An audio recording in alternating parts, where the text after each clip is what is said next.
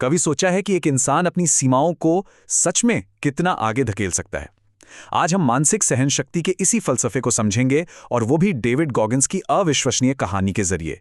एक ऐसे इंसान का सफर जो टूटने की कगार से अटूट बनने तक पहुंचा। खुद से जीतने वालों को मेरा सलाम। ये सिर्फ एक लाइन नहीं है, ये एक पूरा दर्शन है। ये हमें याद दिलाता है कि हमारी सबसे बड़ी लड़ाई किसी और से नहीं, बल्कि खुद अपने आप से है। तो चलिए डेविड गॉगिन्स से मिलते हैं, लेकिन एक सुपर हीरो के तौर पर नहीं, बल्कि एक ऐसे इंसान के तौर पर जो एक नामुमकिन लगने वाली चुनौती का सामना कर रहा था। और यही बात उनकी कहानी को हम सबसे जोड़ती है। तो देखिए कि गॉगिन्स की शुरुआत आखिर हुई कहां से थी। वजन था करीब 136 किलो और लक्ष्य दुनिया की सबसे मुश्किल, सबसे elite military unit navy seal बनना। और ये सब करने के लिए वक्त कितना था? सिर्फ 2 महीने। और जब उन्होंने पहली बार दौड़ने की कोशिश की तो क्या हुआ? सिर्फ 400 मीटर। बस 400 मीटर में ही उनकी सांस फूल गई। ये सिर्फ एक छोटी मोटी नाकामी नहीं थी, नहीं, ये उनके और उनके सपने के बीच एक बहुत बड़ी, एक गहरी खाई थी। उस दिन दौड़ में नाकाम होने के बाद वो पूरी तरह से निराश हो गए। घर आए और अपना दुख भुलाने के लिए मिल्कशेक और डोनट्स खाने लगे।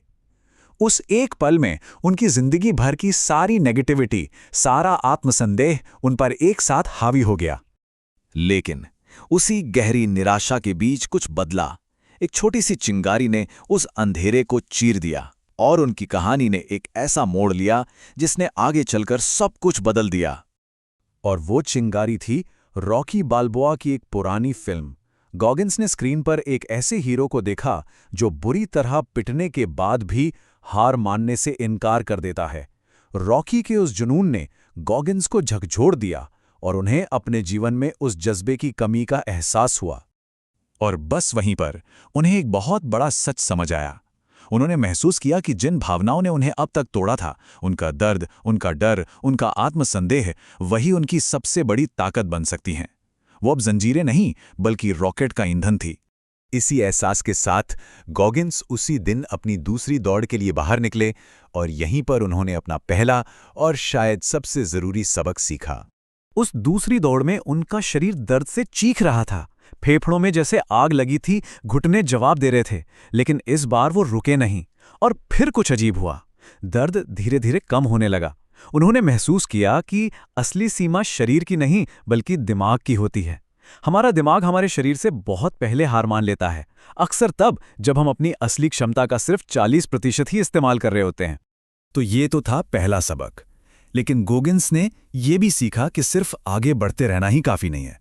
हमें नाकामी और बुरे दिनों को देखने का अपना नजरिया भी बदलना होगा।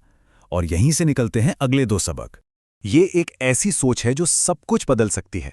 आमतौर पे हम बुरे दिनों से बचते हैं, उन्हें एक रुकावट मानते हैं।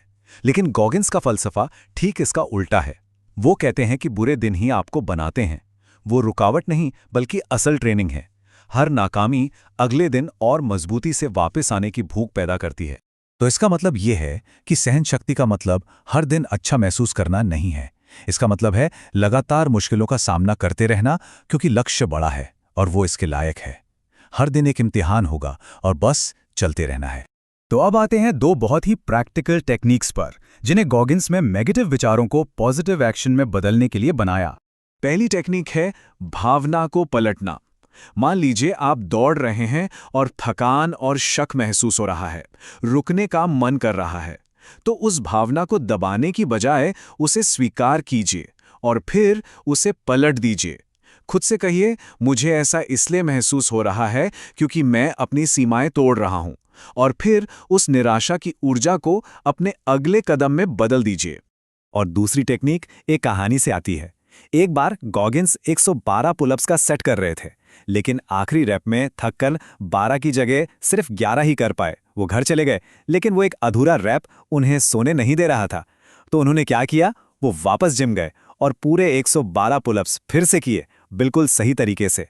सबक: अपनी गलती को तुरंत सुधारो, उसे पछतावे में नहीं, बल्कि एक्शन में बदलो।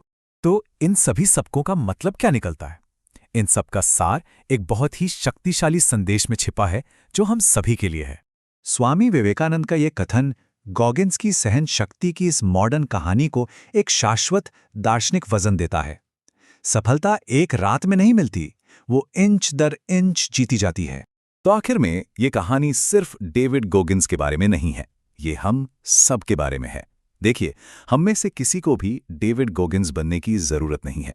जरूरत है तो बस खुद से हार मानना छोड़ने की। तो बस एक पल के लिए सोचिए, इन 5 सबकों में से वो कौन सा एक सबक है जिसे आज, अभी से अपनी जिंदगी में उतारा जा सकता है।